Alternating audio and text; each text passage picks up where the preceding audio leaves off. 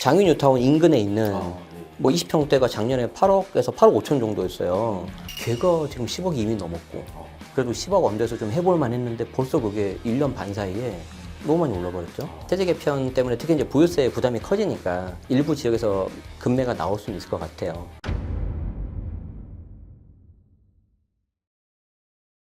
안녕하세요. 지식이 되고 돈이 되는 시간 부동산 클래스의 정재훈입니다. 자, 요즘 세제 개편안이 발표되면서 부동산 시장이 굉장히 뜨거운데요. 이 부동산 세제, 앞으로 부동산 시장에 어떤 영향을 미칠지 오늘 최고의 전문가시죠. 제네시스 박의 박민수 대표님을 모시고 세제 개편안의 핵심 내용부터 앞으로의 시장 전망까지 들어보는 시간 갖도록 하겠습니다. 어서 오세요. 네, 안녕하십니까 교수님. 네. 네. 오늘 굉장히 바쁘시죠?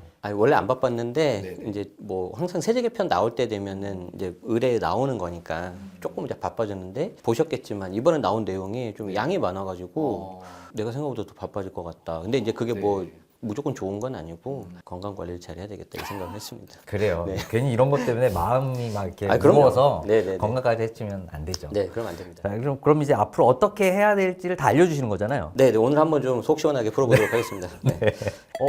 저희가 이제 촬영 기준으로 어제 간단하게 지금 기획재정부에서 발표가 났어요. 네네. 지금 보유세부터 한번 얘기를 한번 해볼까요? 보유세 지금 어떻게 바뀌는 건가요? 그러니까 이제 총평을 하자면은 초고가 주택은 오른다 무조건. 이때 세금은 보유세, 양도세 다 오른다. 그게 한 꼭지가 있고 두 번째 다주택자는 특히 보유세가 많이 오른다. 특히 지금도 특히. 많이 오르잖아요. 네, 근데 더 오른다. 어, 팔아라 빨리. 팔아라. 2년 시간 주겠다. 2년. 27년, 28년 2년 시간 주겠다. 네네네.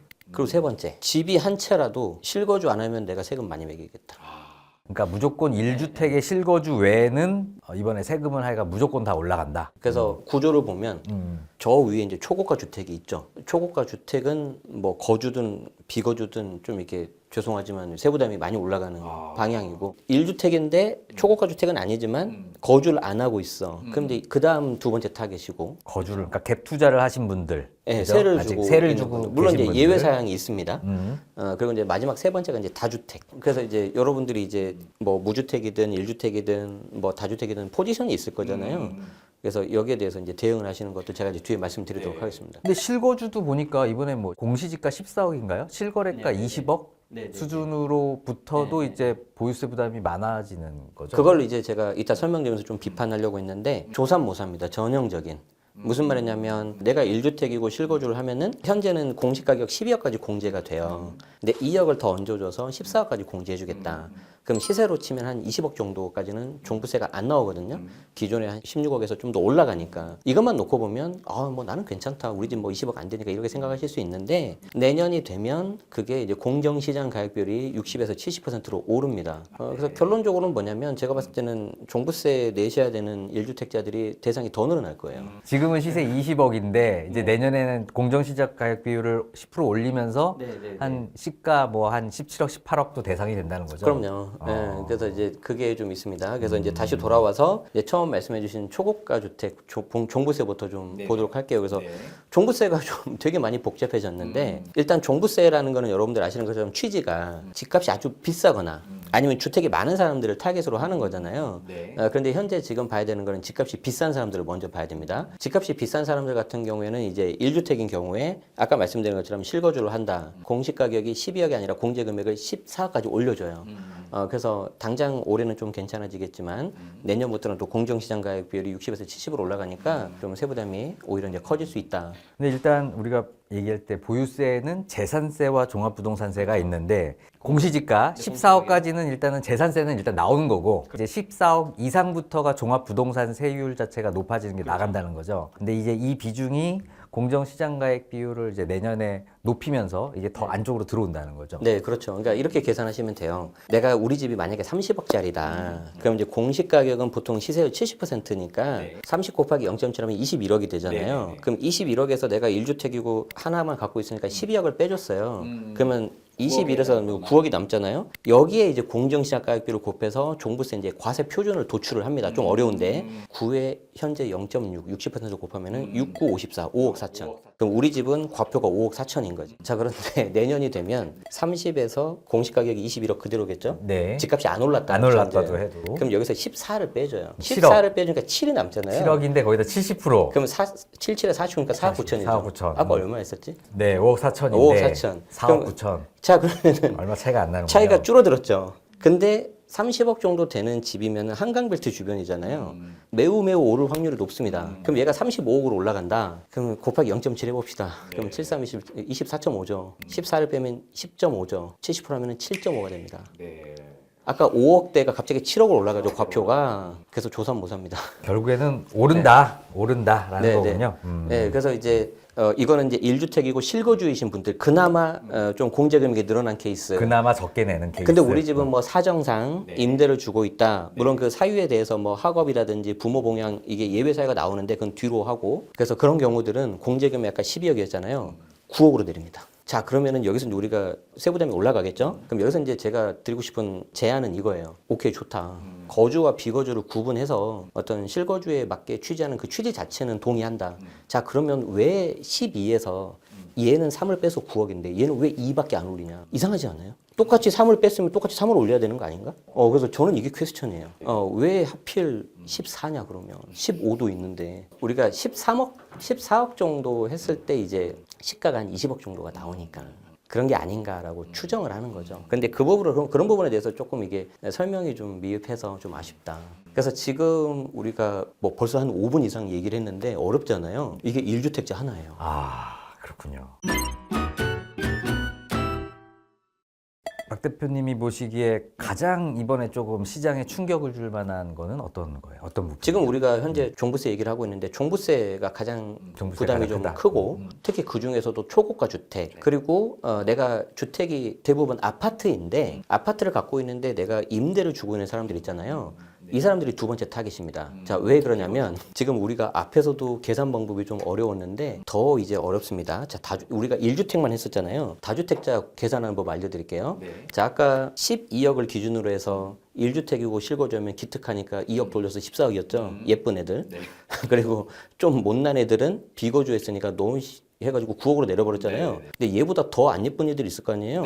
2주택 이상 다주택인 애들. 그러면 그 9억을 다시 쪼갭니다. 네, 4 더하기 5. 4 더하기 5로 쪼개는데 왜 4 더하기 5냐? 4가 기본이에요. 그러니까 기본 4는 해줄게. 치사하죠. 5 정도는 해줘야지. 이게 기본 4는 해줄게. 그러니까 되게 디테일해요. 이 미움의 정도가. 그래서 4만 기본으로 해주고 5에 대해서는 전체 매매가에서 실거주하는 주택에 대한 금액만 내가 해줄 거야. 그럼 예를 들어서 내가 10억짜리 공시가격 10억짜리가 두 개가 있는데 하나만 실거주를 하고 있어요. 그럼 어떻게 되죠? 기본 4 그리고 곱하기 5인데 전체 두 개니까 20억이잖아요. 근데 하나 실거주니까 20분의 10이니까 5 곱하기 20분의 10이니까 2.5. 그럼 4 더하기 2.5니까 6.5 나오죠. 아니 우리 집은요. 봄 여름은 A집에서 살고 가을 겨울은 B에서 살 거예요. 그러니까 둘 다 실거주 아닙니까? 이런 건 없습니다. 그래서 하나만 되고 최악의 경우 둘 다 세를 주고 있다. 그럼 공제금액 5 하나도 못 받습니다. 4로 뚝 떨어집니다. 그러니까 지금까지 9억을 받을 수 있었는데 4억으로 내려간다 그러면 보유세가 꽤 오르겠죠. 그러면 이제 이분들이 선택할 수 있는 게 아까 말씀드린 것처럼 27년도, 28년도에 매각을 하거나 아니면 야 그래 한번 버텨보자. 나는 이거 지금 못 판다. 왜냐면 양도세도 많이 나오고 나중에 애가 좀 크면은 애한테 증여하고 싶다. 그러면은 버텨야 되잖아요. 그럼 임대를 주고 있는데 어떻게 할까? 무조건 세를 올리겠죠. 할 수 있는 선에서.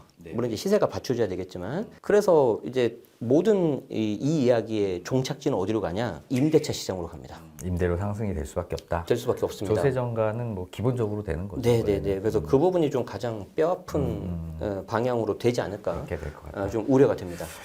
다주택자 뭐 관련된 부분은 나는데 법인은 어떻게 되는 건가요? 법인 관련된 얘기는 법인은 이제 거의 최악입니다. 일단 아까 우리 뭐 9냐, 12냐, 14냐 이거는 행복한 이야기예요. 법인 입장에서 아예 0이에요. 그러니까 아예 여기는 공제 자체를 안 하고요. 그리고 내가 하나 집을 가지고 있으면은 거기에 대해서 이제 그냥 최고세로 곧바로 때립니다. 자 그러면 현재 종부세가 일반 세율이고 중과 세율인데 일반 세율 최고 세율이 2.7%거든요. 그게 과표가 90몇 억짜리예요. 시세로 하면 240억짜리 2억짜리인데 지방에 뭐 법인으로 1억, 2억짜리 가지고 있어도 2.7을 때리고요. 28년도가 되면 아까 말씀드린 일반 세율과 중과세율을 합쳐버리거든요. 과표 12억 넘는 거에 대해서. 그러면은 이제 법인 같은 경우에는 최고 세율로 들어가니까 5%가 돼요. 혹여 아마 방송 보신 분 중에서 법인으로 내가 주택을 가지고 있다. 이거 완전 상극입니다. 그래서 특수한 케이스 외에는 가급적 매도하시고 혹시 이제 뭐 명의를 좀 이렇게 분산시켜서 주택을 사볼까 하시는 분들은 하지 마십시오. 하지 마십시오. 제가 말리고 싶습니다. 네, 이제는 주택은 보유하지 말아라. 주택과 법인은 네. 상극이다. 상극이다. 그리고 네. 주택을 가지고 있으려면 가급적 1주택 혹은 2주택 이내로 하시고 이왕이면 실거주 위주로 하는 게 좋겠다. 그래서 아까 말씀드린 것처럼 일단 첫 번째가 초고가 주택 갖고 계신 분들. 이분들이 가장 큰 타격이고 이분은 실거주, 비거주 다 포함이에요. 그리고 두 번째가 이제 임대 주고 있는 주택인데 아파트인 경우들. 신기한 게 뭐냐면 방금 말씀드린 그런 규제 있잖아요. 아파트만 해당해요. 특히 이제 주택임대 사업자 말소된 주택 같은 경우에 아파트들은 이제 또 여러 가지 페널티가 있는데 언제까지 팔아야 양도세 중과를 피할 수 있다 이런 게 이제 생각보다 빨리 나왔거든요. 27년 말까지. 근데 빌라나 비아파트는 해당이 안 됩니다. 그래서 이렇게 놓고 본다면 내가 만약에 좀 괜찮은 주택이 하나 있어요 이렇게. 근데 뭔가 좀 임대용이나 시세차익용으로 조금 더 하고 싶고 증여를 하고 싶어요. 그러면 그 경우에는 비아파트로 가겠죠. 빌라, 다세대, 다가구, 오피스텔 이런 거 가잖아요. 그중에 제일 메리트 있는 게 현재는 재개발입니다. 빌라 재개발. 재개발 빌라. 예. 그래서 이제 이렇게 이제 자연스럽게 연결이 되는 거죠. 뭐 누가 보더라도 현재 서울은 신축 공급이 어려우니까 재개발 재건축으로 하는데 어쨌든 재건축은 또 아파트잖아요 대부분. 그러니까 재개발 빌라 쪽으로 몰릴 수밖에 없어요. 예를 들어서 이제 내가 집동산에서도 말했었는데 연신내 근처에 가련 1구역이라고 있어요. 가련 1구역. 네. GTX도 이미 지나가고 있고 나중에는 삼성역도 정차를 할 거고. 걔가 초기에 처음 들어가는 비용이 한 6억대면 됐어요. 그리고 추가 분담 가면 3, 4억 정도. 그러니까 9에서 10억 정도면은 나중에 4년 정도 되면 새 아파트가 되고 현재 그 밑에 새 아파트가 거의 한 20평대가 15, 14 정도가 되니까 나쁘지 않잖아요. 6억대 없습니다 지금. 불과 한 달 전만 해도 7억대가 있었고 지금은 거의 8억대.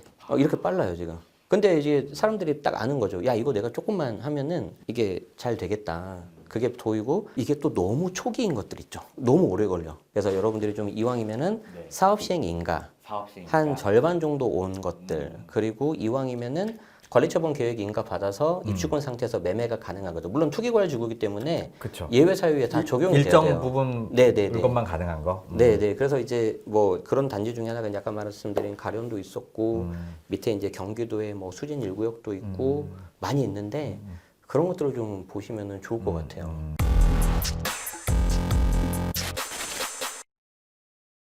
자 그리고 이제 양도소득세도 좀 네네. 바뀐다면서요? 자, 양도소득세가 이제 문제인데 거의 제가 봤을 때 비슷비슷해요. 뭐 6대 4, 5대 5 약간 이렇게 막상막한데 아까 우리 보유세 같은 경우에도 초고가 주택이냐, 1주택이냐, 다주택이냐 이게 다 달라진다 그랬잖아요. 양도소득세도 일단 1주택 먼저 보겠습니다. 1주택 같은 경우에는 우리가 뭐 매매가가 양도가액 12억 이하면은 전체 비과세가 돼버리니까 세금이 어차피 하나도 없어요. 그래서 예를 들어서 내가 뭐 8억에 샀는데 한 몇 년 지나서 한 10억, 11억에 판다. 아무 문제가 없습니다. 세금적으로. 그런데 지금 경기도 부천도 지금 분양가가 16억입니다. 그리고 서울도 지금 분양가가 막 17, 18억 해버리니까, 지금 이제 내가 사는 순간 취득가 자체가 이제 고가주택이 돼버리는 거잖아요. 그래서 이제 그런 고가주택 같은 경우에는 우리가 이제 장기보유 특별공제 최대 80%까지 받을 수 있는데 그 장기보유 특별공제가 보유를 하면 40, 뭐 거주하면 40 이렇게 40 더하기 40 이렇게 80이었단 말이에요.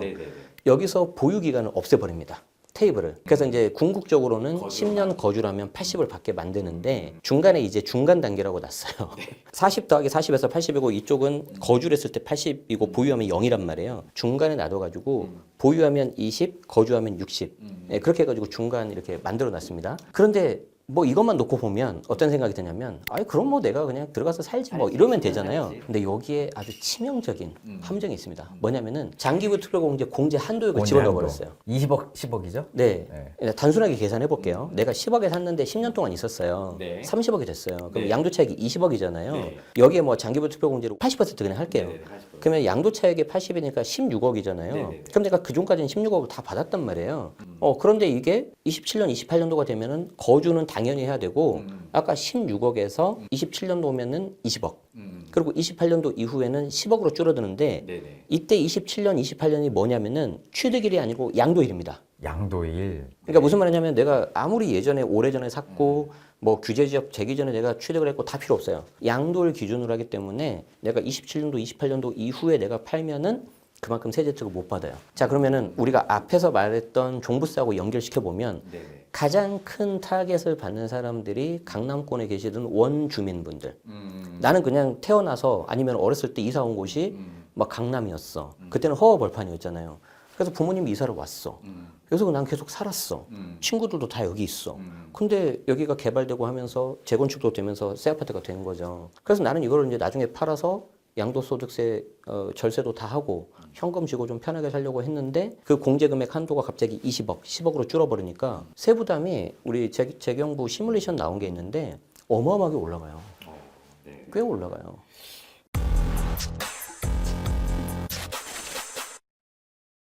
결국에는 뭐 보유세, 양도세 어떤 강화, 결국엔 둘 다 강화가 된 거죠. 결국 뭐 시장에 매물이 점점 더 안 나와질 가능성이 조금 그래서 있겠네요. 그걸 이제 교수님이 우려한 거를 또 불식시키기 위해서 우리 지금 양도세에서 1주택 겨우 봤어요. 이제 다주택자 봐야죠. 힘들다, 그죠? 다주택자들은 지금 좀 아까 말씀드린 것처럼 아파트로 임대를 주신 분들의 세부담이 커질 것 같아요. 아까 우리 종부세 쓸 때 4 더하기 5 기억나시죠? 4 더하기 5를 해서 공제금액이 그나마 있던 9억을 더 깎여가지고 9억 밑으로 이제 공제를 받을 거예요. 그럼 이제 내가 이 부분에 있어서는 좀 정리를 하자. 정리를 하려고 봤는데 양도세 중과가 들어가잖아요. 그래서 양도세 중과를 일부 완화를 하는데 여기서 정말 치사한 게 뭔지 아세요?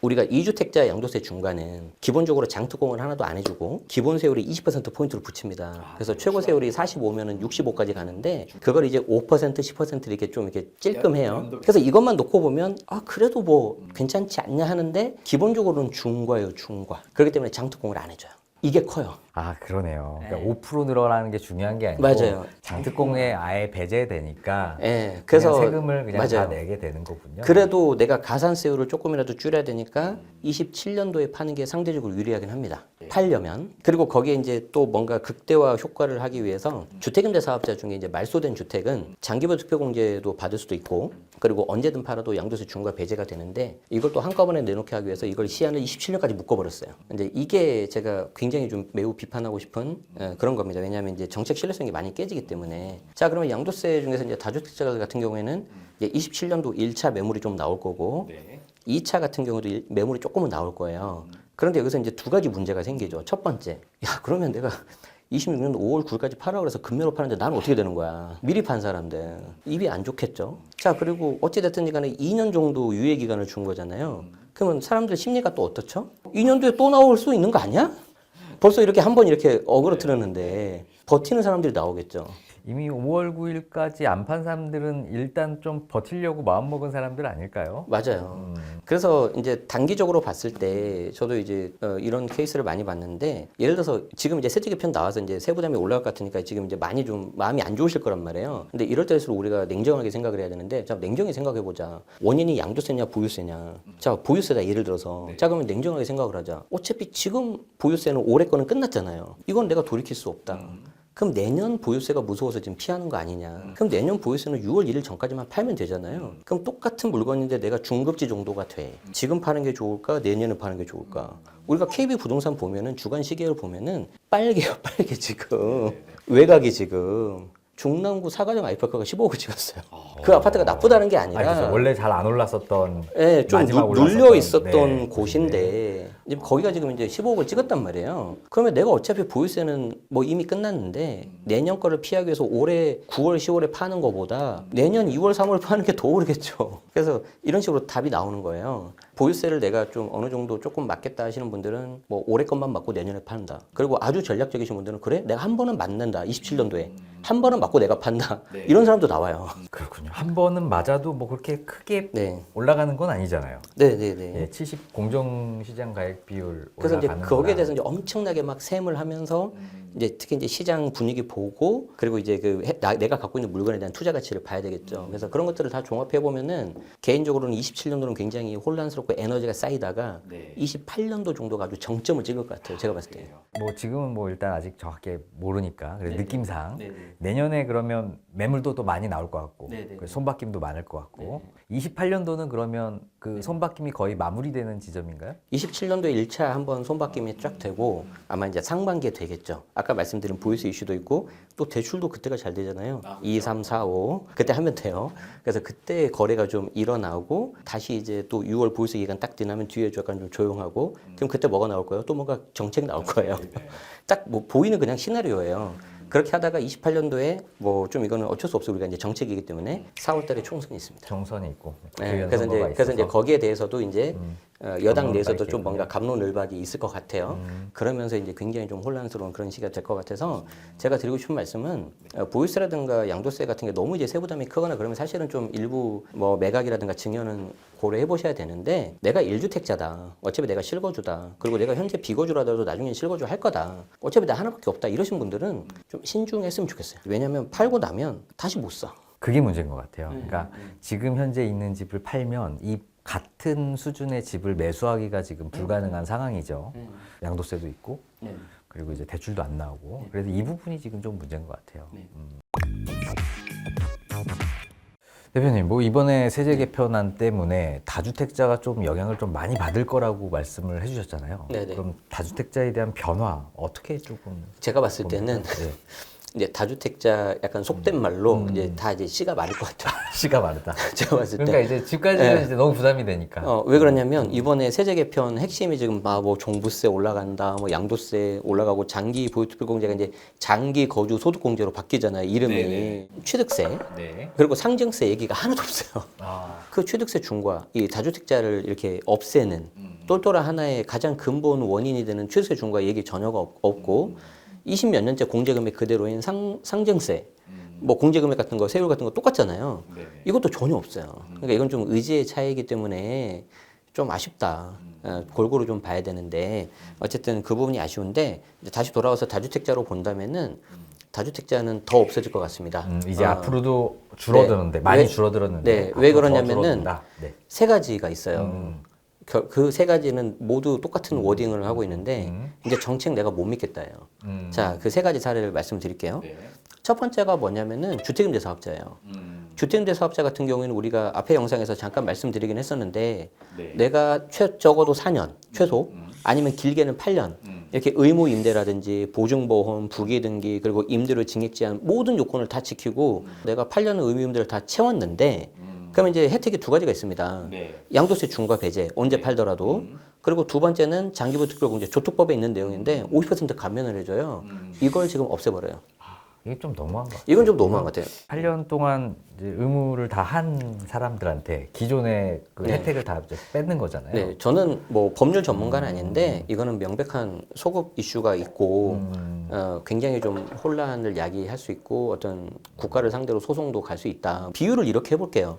내가 정말 열심히 공부해서 밤 늦게까지 남들은 놀 때도 나는 공부하고 해가지고 내신 관리도 잘하고 수능도 잘 봐서 예를 들어서 뭐 의대 합격도 하고 아니면 로스쿨 가서 변호사 시험 합격을 했어요. 그런데 야, 의사들이 이렇게 돈이 많이 버는 게 맞아? 변호사가 아무리 고소득자라도 너무 많이 버는 거 아니야? 자, 지금부터 모든 면을 다 없애고 다시 합시다. 지금 이거예요, 지금. 이거는 이렇게 하면 안 돼요. 그래서 지금 좀 말씀드리자면은 27년까지 팔면 지금과 같은 양도세 중과 배제 장특공 다 받을 수가 있습니다. 27년까지, 내년까지. 네. 그런데 이제 아까 그 중간 단계 28년에 하면은 양도세 중과 절반만 하고 그리고 장특공을 50%가 아니라 30%. 그리고 29년부터는 그냥 다 중과가 들어가기 때문에 문제가 뭐냐면 대부분이 다 지금 현재 토호제로 묶여 있잖아요. 자, 그럼 이거 새끼 물건 어떻게 할 거예요? 이제 좀 죄송하지만 그 임차인분한테 말씀드려서 아, 정말 저도 조금 더 보유하고 싶었지만 어쩔 수 없습니다. 팔아야 되면서 이제 하는데 이제 어떻게 보면 그분이 가장 좀 피해를 보시겠죠. 그런데 임대차가 뭐 그 이후에 끝나거나 그러신 분들은 실무에서 좀 많이 혼란이 생길 것 같습니다. 왜 그러냐면 이제 나는 세금 이거 줄여야 되고 정부에서도 팔라고 하는데 이 임차인 분들은 또 이게 서로 안 맞는 거거든요. 그렇죠. 계약갱신 네. 청구권이라는 것도 또 있잖아요. 네, 맞아요. 그렇죠. 그렇기 네. 때문에 뭐 내보낼 수 없는 상황일 수도 있고. 네, 그럼요. 그리고 뭐 더 잘 아시겠지만 주변에 요즘에 전세가 없어요. 네. 전세 가격 굉장히 많이 올랐거든요. 그래서 이런 부분이 어떻게 될 거냐. 예를 들어서 뭔가 제도 개편을 해서 어떤 전월세 시장이 불안하니까 다시 한다고 했을 때 과연 할 사람이 누가 있을까? 10명 중에 과연 한두 명 있을까? 두 번째 사례는 뭐냐? 상생임대주택입니다. 상생 임대주택은 문재인 정부에 처음 나왔었고 윤석열 정부에서 조금 더 다듬어가지고 26년 12월 31일까지 상생 임대차를 체결을 하면 2년 거주 요건의 비과세 요건을 면제를 해주고 또 이제 12억 초과 표의장 특공에 대한 2년 거주 요건을 면제해줘서 굉장히 좀 좋은 제도였는데 저는 개인적으로 세제 혜택도 좋지만 임차인한테 굉장히 좋은 거예요. 6년을 안정적으로 살 수 있거든요. 이 상생 임대차 5%하고 청구권이 별개이기 때문에 그래서 6년 동안 좀 편하게 살 수 있기 때문에 정말 이거야말로 상생이다라고 저는 좀 좋게 생각을 했는데 어찌됐든 간에 현재 정부는 보유 이꼴 나쁜 거라고 생각하는 것 같아요. 아, 예. 그래서 요 혜택도 없어지는 건가요? 이 혜택은 일단 첫 번째 네. 연장이 안 됩니다. 더 이상. 그래서 상생 임대차를 꼭 26년 말까지 체결하고 개시를 해야 되고요. 종료까지는 아니고. 다만 이제 또 이게 또 문제가 뭐냐면은 상생 임대차가 이제 내가 만약에 요건을 다 갖췄어요. 그래서 이미 26년 12월 30일까지 요건을 다 갖추면 그로부터 1년 내에 팔아야 되고요. 그리고 이제 26년까지 내가 상생 임대차 계약만 체결하면 되니까 뭐 28년, 27년이 끝나는 게 있잖아요. 그러면 그 임대차가 끝나는 날로부터 또 1년 안에 팔아야 돼요. 자, 그런데 이것도 이제 처음에 정부에서 대대적으로 홍보를 했단 말이에요. 그렇죠. 해달라고 한 거죠, 실은. 정부에서. 한 건데 이렇게 되니까 이제 다시 이런 비슷한 게 나와도 과연 얼마나 많이 참여할 거냐. 야, 내가 그냥 그거 할 거면 나는 그냥 내 집 사서 그냥 내 집에서 거주할 거야. 이렇게 돼버리겠죠. 그럼 이제 더 이상 전세나 월세를 공급하는 사람이 없어질 거예요. 사실은 요즘 같은 경우에는 두 채를 갖고 있는 것도 버겁기 때문에 그냥 한 채를 가지고 있다가 2년 거주를 했다가 그리고 내가 사정이 있으니까 나는 다른 데 가고 이 집을 세를 주는 경우가 있잖아요. 그런데 앞에 우리가 이제 종부세 그 세부담 말씀드렸었는데 물론 이제 재경부에 있는 시뮬레이션을 보면은 좀 극단적인 케이스긴 한데 고가주택 같은 경우에 뭐 이런 케이스가 있어요. 연세가 70세 정도시고 그냥 보유만 계속 하시는 거예요. 거주를 안 하시고. 그게 보유세가 처음에는 한 400만 원인가 나와요. 근데 좀 집값이 한 40억, 50억 좀 비싼 거예요. 근데 계속 보유를 안 하고 거주를 안 하시잖아요. 28년도에 얼마가 나오냐면 1,500인가? 한 4배, 5배가 올라버려요, 보유세가. 그러면 이분들이 내가 월세를 준다고 해도 한계가 있잖아요.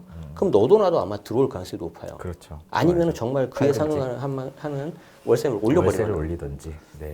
아, 결국에는 뭐 전월세를 주려고 하는 사람이 없어지겠네요. 네. 그죠? 이게 그런데 지금 우리가 세계에서 2개밖에 안 했어요. 아예 안 끝났어요. 아, 그런가요? 네. 더 듣겠습니다. 네. 더 말씀해 주시죠. 저도 말하면서 가슴이 아픕니다. 아, 네네. 자, 감면주택이라고 있어요. 감면주택. 미분양주택. 요 옆에 있는 마곡. 저 경기도에 있는 좋은 곳 중에 하나인 광교. 여러분들 이런 곳들이 다 미분양이었습니다. 근데 이제 그런 걸 사면 5년 동안 양도차익 감면을 해주고 그리고 주택세에서도 빼주고 그런 여러 가지가 있거든요. 근데 이제 거기에 해당되는 주택도 기한을 둬버려요. 팔아라.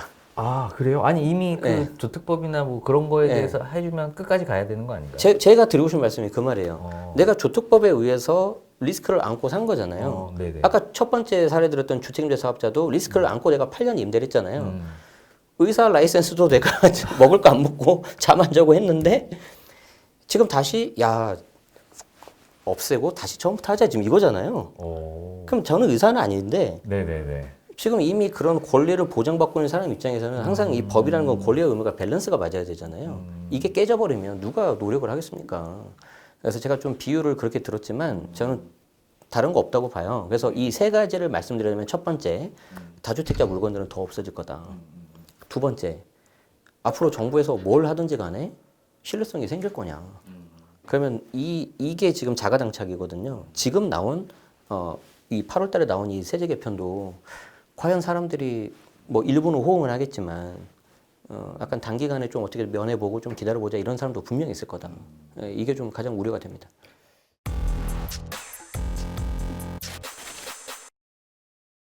자, 그럼 지금 혹시 전세나 월세를 살고 계시는 무주택자분이 계신다. 그러면 지금 상황에서는 어떤 선택을 하는 게 좀 맞을까요? 일단은 본인의 어떤 소득하고 갖고 있는 자금에 따라 다른데 물론 사람마다 다 다르죠. 그리고 집값이 좀 비싸기 때문에 이게 좀 신중하게 접근하셔야 되긴 하는데 내가 만약에 가용할 수 있는 자금을 다 동원했을 때 뭐 금액이 5억이다, 7억이다, 8억이다 그러면 거기서 이제 물건 찾으셔야 돼요.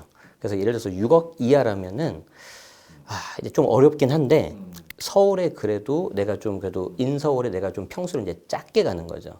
심지어는 내가 17평, 18평도 가야 될 수도 있어요. 요즘 그 소형 평형대가 또 네. 굉장히 더 많이 오르고 개인적으로는 저는 10평대는 조금 이렇게 좀 이렇게 선호한 편은 아닌데 네네. 수요가 좀 한정돼 있어서 그런데 최근에 좀 분위기를 보니 야 이것도 만만치 않다. 네.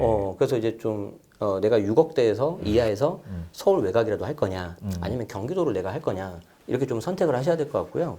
그리고 이제 경기도 중에서도 이제 일부 몇몇 군데는 지금 현재 규제 지역이 아닌 데가 있죠. 네. 그래서 이제 그런 곳 중에서 내가 좀 나중을 위해서 예를 들어서 한 9억에서 10억대인데 전세가 그래도 좀 있으니까 한 4에서 5억 정도를 내가 세를 끼고 하나 사둘 거냐. 예, 그런 전략이 또 하나 있을 것 같아요. 나는 그냥 좀 지금은 좀 빈곤하게 있고, 임차로 있고. 그래서 그런 전략도 저는 나쁘지 않은 것 같아요. 수원 병점이나 저기 다산 네네. 신도시나 네. 안양 쪽에 지금 다산하고 안양 만안구하고 네. 수원에 그 말씀하신 병점하고 특히 영통. 네네. 거기 좀 잘 보시면은 내가 좀 접근 가능할 수 있는 지역 물건들이 있을 것 같다.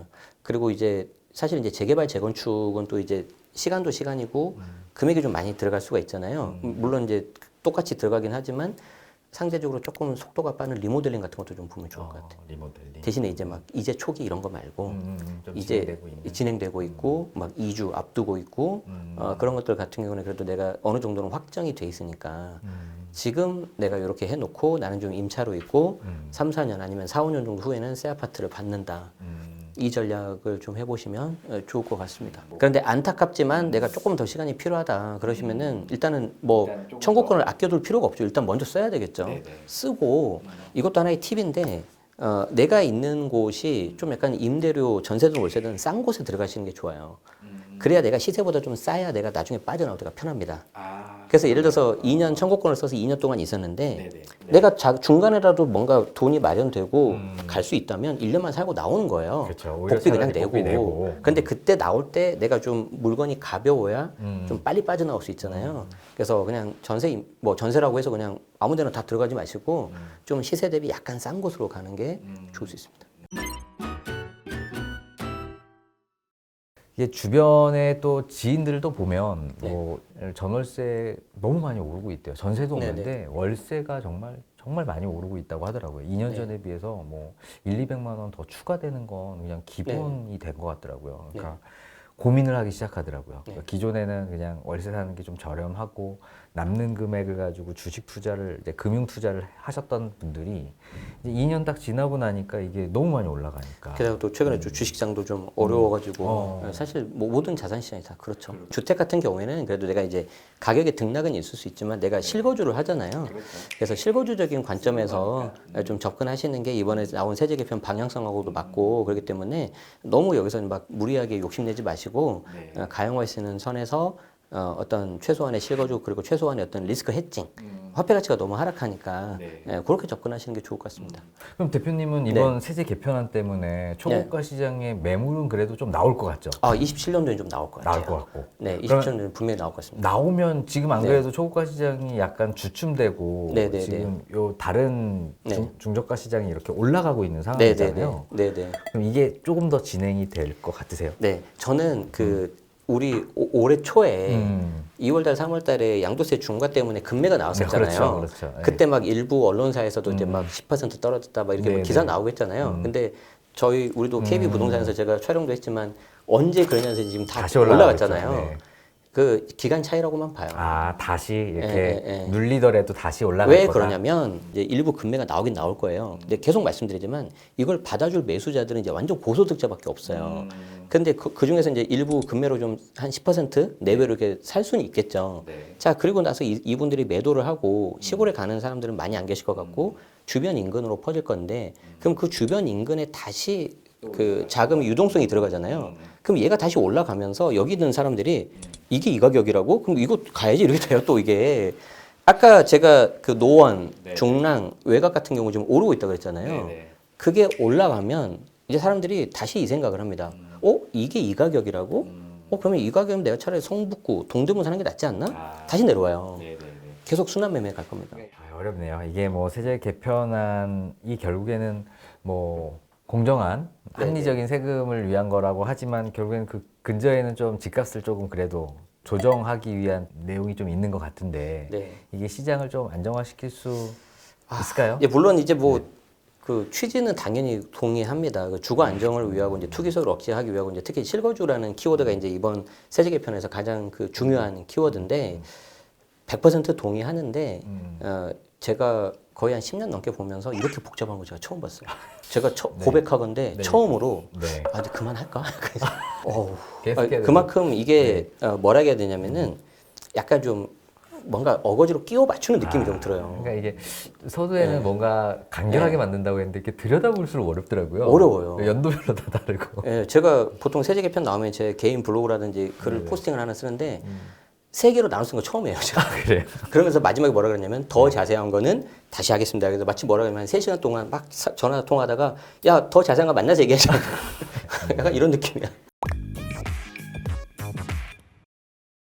제 생각에는 요 세제 개편안을 보면 좀 한번 오래 갖고 계신 분들은 한번 이렇게 한번 손바뀜을 해야 될 물건들이 꽤 있을 것 같기도 하고 그러면서 이제 좀 물건들이 조금 어떻게 순환이 될 것 같다라는 생각도 들기도 하는데 그 과정에서 약간 조정도 있을까? 아니면 그 부분은 내년 초에 분명히 일부 있을 것 같아요. 영향이 어느 정도. 그래서 이제 그게 이제 좀 물론 많이 비싼 주택이긴 한데 좀 여러 개 되시고 그러신 분들은 이제 현장 가셔서 좀 잘 보시고 이게 거래하시면은 좀 어떨까 싶습니다. 그런데 뭐 이게 아주 비싼 것들입니다. 그런 것들만 그렇고. 근데 이제 거기서 팔면 또 20억 중후반대에 있는 물건들은 또 다시 조금 다시 올라갈 가능성도 있다. 자, 그럼 뭐 그래도 우리는 또 살아야 되니까 어떤 변화에도 이런 규제나 어떤 환경 하에서도 어떻게 하는 게 또 올바른지에 대해서 한번 3부에서 한번 또 자세히 여쭤보겠습니다. 자, 대표님, 우리 잠깐 쉬는 시간에 지금 가격 오르는 게 무섭다고 말씀하셨잖아요.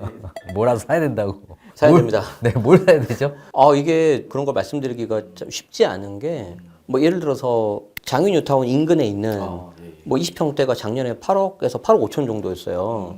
그래서 그것도 물론 좋은데 좀 오래됐으니까 장윤뉴타운에 여기서 가까운 건 좀 너무 비싸고 조금 떨어져 있는데 이 정도는 그냥 걸어라. 해서 좀 돈 더 보태서 한 9억 정도면 살 것 같다. 그래서 이제 그걸 이제 신혼부부한테는 추천한 적이 있었거든요. 걔가 지금 10억이 이미 넘었고 장위 그게. 그리고 그 밑에 있었던 구축도 이미 한 뭐 5천에서 1억 정도 올랐고. 그래서 같이 봐야 되는 곳 중에 하나가 이제 장윤뉴타운. 이제 좀 아쉽지만 30평대가 막 14, 15억 정도 하니까. 그럼 나는 이제 처음 시작한다면은 20평대로 가겠다. 그게 이제 그래도 10억 언더에서 좀 해볼만 했는데 벌써 그게 1년 반 사이에 너무 많이 올라버렸죠. 그러면서 이제 그거랑 또 같이 비교되는 곳 중에 하나가 구성남. 물론 이제 개인적으로는 이제 서울 접근성하고 거래되는 거 하면은 구성남에 조금 더 이렇게 손을 들어주고 싶고 충분히 뭐 신혼부부 아주 좋고요. 그리고 이제 그 옆에 이제 수진 1구역 재개발 거기 잘 되고 있으니까 거기는 재개발까지 다 이제 되고 나면 완전 천재개벽할 곳이라서 장르에 약간 살짝 비슷하죠. 그리고 이제 특히 여러분들이 이제 8호선을 좀 잘 보셔야 돼요. 8호선 같은 경우가 이제 잠실까지 한 밑에서 한 15분이면 가버리고 다산에서도 한 20분이면 와버리고 구리에서도 한 20분이면 와버리고 그리고 이제 밑에 구성남에서 올라가면은 중간중간에 갈아타는 게 되게 좋은 게 많잖아요. 8호선에서. 그래서 그런 것도 되게 좋고 그리고 이제 구리 같은 경우는 좀 아쉽지만 지금 이제 묶여버렸죠. 그래서 이제 구리역 옆에 있는 인창 어반포레 같은 경우도 그래 거래도 좀 되고 다산 같은 경우에는 그래도 이제 비규제고 좀 이게 거래가 되고 있는 것 같긴 한데 이제 뭐 그건 여러분들 한번 판단해 보셔야 될 것 같고 그리고 이제 안양 만안구 만안구 놓고 보면 거기도 이제 대단지가 있죠. 4,000세대 넘는 메가트리아 같은 경우 좀 사라는 건 아니에요. 이제 가서 공부를 하라는 거예요. 보면은 거기도 이제 되게 20평대가 10억 찍었어요. 거기도. 근데 10억 찍었는데 이제 좋은 게 또 뭐냐면 점이 촘촘해요. 되게 밀도가 높아. 4,000세대가 넘으니까. 그래서 그런 것들을 그냥 첫 집으로 하면 가격은 어떤 상대적으로 다른 것보다는 적게 오를 수 있다 하더라도 내가 원하는 때 황금성 있게 팔 수 있다.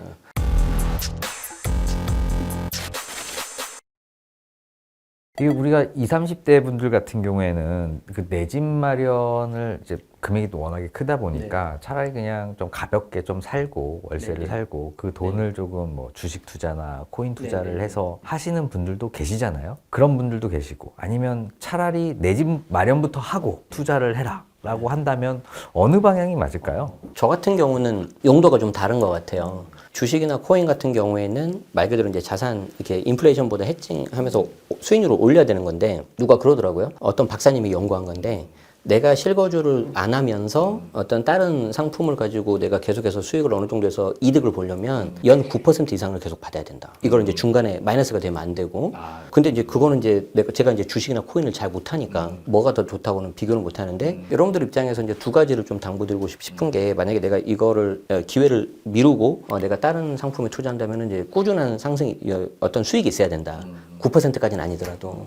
그리고 두 번째는 뭐냐면 좀 그래도 장기 투자해야 되지 않을까. 저는 주식 했었을 때 7년 가지고 있었고요. 예, 그래서 한 450%. 또 코인도 7년 가지고 있었어요. 걔는 한 16배 정도. 그러니까 놔두고 그냥 놔뒀어요. 왜냐하면 그 거래하는 방법을 잘 몰라요. 가지고 그냥 놔두고 그냥 이제 한번 생각날 때마다 보니까 올라와 있어서 이제 팔아야 되겠다 해서 했는데 뭐 주택도 마찬가지고 얼마 전에 또 제가 약정서 해서 매도한 거 하나 있는데 10년 들고 있었습니다. 보통 최소 5년 정도 가지고 있기 때문에 약간 긴 호흡으로 보시면 좋겠어요. 근데 이제 저랑 세대가 이제 다르기 때문에 안 맞을 수 있는데 그래도 3년 정도는 좀 보시면은 중간에 등락은 있겠지만 3년 후에 내가 최종 매각하는 금액이 중간에 어떤 변동 무시하고 처음 취득가보다 올라가면 괜찮지 않나. 게다가 난 실거주도 했는데. 그리고 이게 느낌이 달라, 이게. 대출하거나 뭐 동사무소 가서 뭐 할 때도 집주인이세요? 약간 물어봤을 때 은근히 기분 좋아요. 네. 등기권리증 집문서라고 하잖아요. 약간 좀 뭔가 느낌도 좋고 한번 그런 것도 경험하시면 좋겠어요. 네.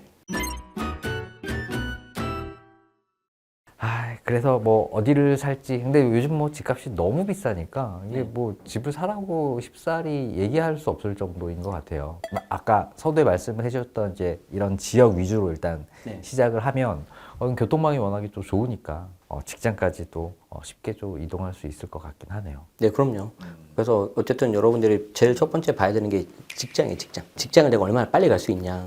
그럼 이제 그게 이제 보통 처음에는 다 대중교통이잖아요. 네네. 그래서 이제 버스하고 지하철인데 그 중에서도 이제 지하철. 그래서 3대 중심 업무지구를 지나는 지하철 노선도를 보면은 집값이 그 근처에 있는 것들은 좋을 수밖에 없다. 그래서 아까 말씀드린 8호선도 좋고 뭐 2호선이야 너무 좋고 특히 이제 제가 좀 관심 있게 좋게 보는 것들은 이제 7호선.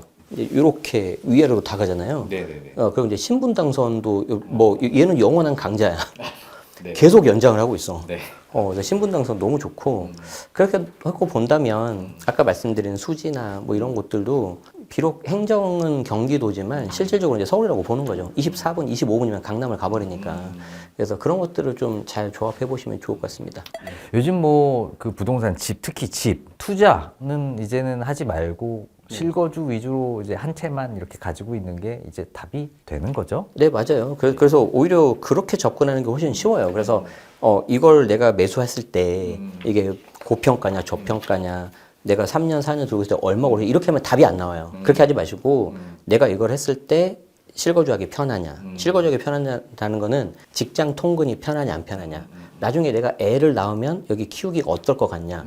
그리고 뭐 겨울 이렇게 눈 내리고 했을 때 미끄럽냐 안 미끄럽냐 언덕 있냐 없냐. 상식적으로 접근하십시오. 상식적으로. 여기에 어떤 복잡한 미적분 들어가는 거 아니에요. 그래서 그냥 상대적으로 좀 여성분들이 잘하는 게 이거 좀 약간 좀 넓게 보거든요. 네. 그래서 내가 실거주했을 때 이렇게 좀 잘 맞는지. 그리고 사람 심리가 대부분 비슷해서 내가 마음에 들면 다른 사람도 비슷하게 좋아해요. 너무 이것저것 많이 재지 마시고 때로는 인생에 있어서 약간 지를 때도 있어야 된다. 자, 뭐 지금이 뭐 세대를 막론하고 집 사기 가장 어려운 시기다라고 이렇게 이야기하시는 분도 계시는 것 같은데 동의하세요? 예전에 뭐 몇십 년 전에 신문 보면 똑같은 얘기가 다 나와요. 그때도 집 사기고 어려웠고 지금도 집 사기 어렵고 그런데 이제 지금은 좀 다른 게 있긴 하죠. 집값도 많이 오른 것도 오른 건데 규제가 너무 심해요. 특히 이제 토호제. 제 친구도 이번에 이제 집을 하나 팔고 자기 이제 새로 이제 할 그 집을 마련해 보고 있는데 그 전에는 이제 토호제가 없는 상태에서 거래를 해본 거예요. 근데 이번에 이제 토호제가 된 상태에서 처음 거래를 하는 거거든요. 입이 이렇게 나와요. 욕을 해요. 그 친구도 이제 이렇게 어렵다는 거죠. 경험이 있음에도 불구하고. 그런데 이제 2030 청년 세대 분들이 이걸 처음 하면은 정말 어렵죠. 근데 요즘에 또 공부도 되게 잘하시고 AI도 잘 활용하시고 특히 이제 유튜브에 잘 나와 있으니까 구독하시고 알림 설정하시면 될 거예요.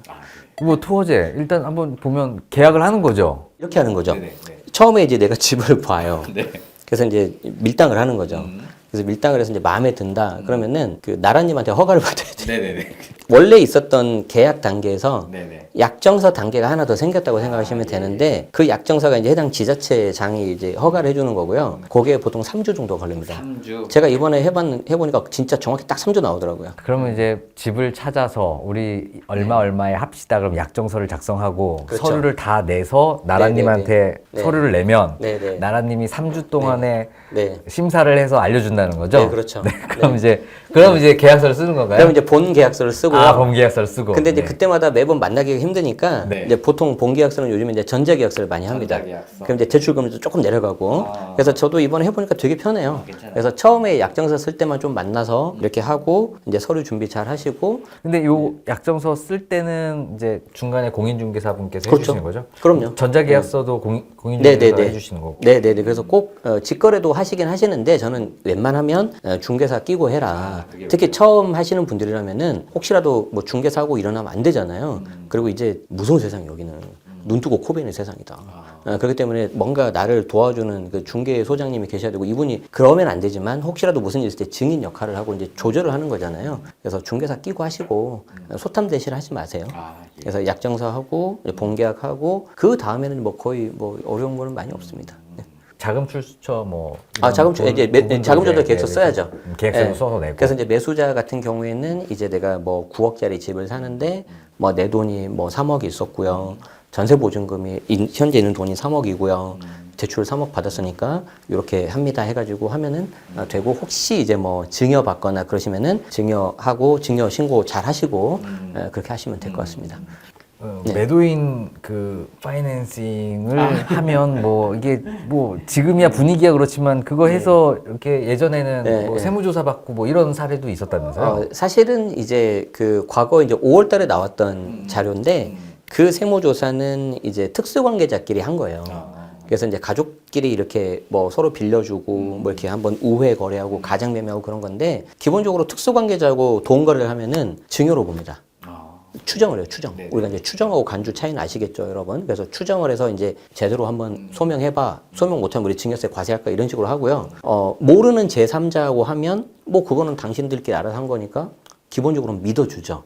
그런데 오히려 그게 더 위험할 수 있는 게 내가 매도자인데 내가 뭐 이 사람한테 한 2억, 3억을 빌려줘서 저당권 설정을 한다. 뭘 믿고 할 수 있죠, 이 사람을?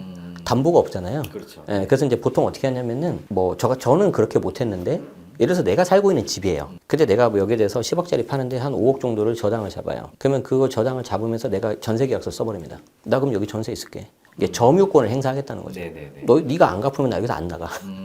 이렇게 하는 거죠. 가야지 한다. 예. 그리고 이제 이 사람이 확실하게 뭔가 저당이 있어요. 뭐 예를 들어서 매각해야 되는 물건이 있다. 그러면 어차피 저거 팔면 내가 들어오겠네.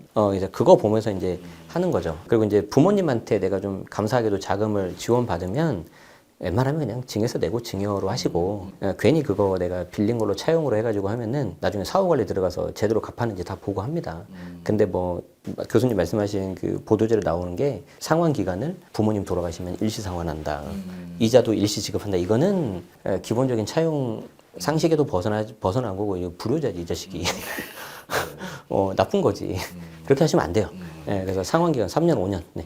그 정도로 하는 거는 뭐 일단 사례가 있기 때문에 괜찮다. 네네네. 네, 괜찮을 수 있다. 네, 알겠습니다. 자, 그럼 이제 마지막으로 이제 지금 뭐 정책이 계속 바뀌면서 뭐 지금 세금도 그렇고 대출 규제도 그렇고 시장도 불안하고 전월세 가격도 지금 올라가고 고민이 굉장히 많으실 것 같아요. 뭐 시장 참여자들이 다 뭐 위너가 없는 지금 상황인 것 같은데 이럴 때 이제 내 집 마련이나 뭐 갈아타기를 좀 고민하시는 분들께 혹시 해주실 만한 조언 있으면 한번 말씀 부탁드리겠습니다.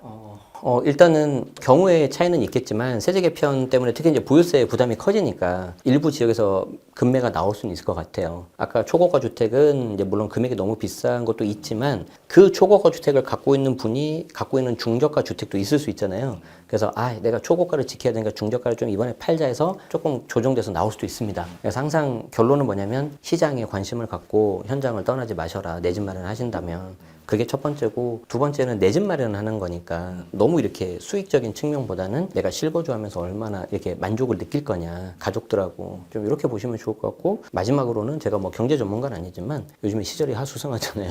네네.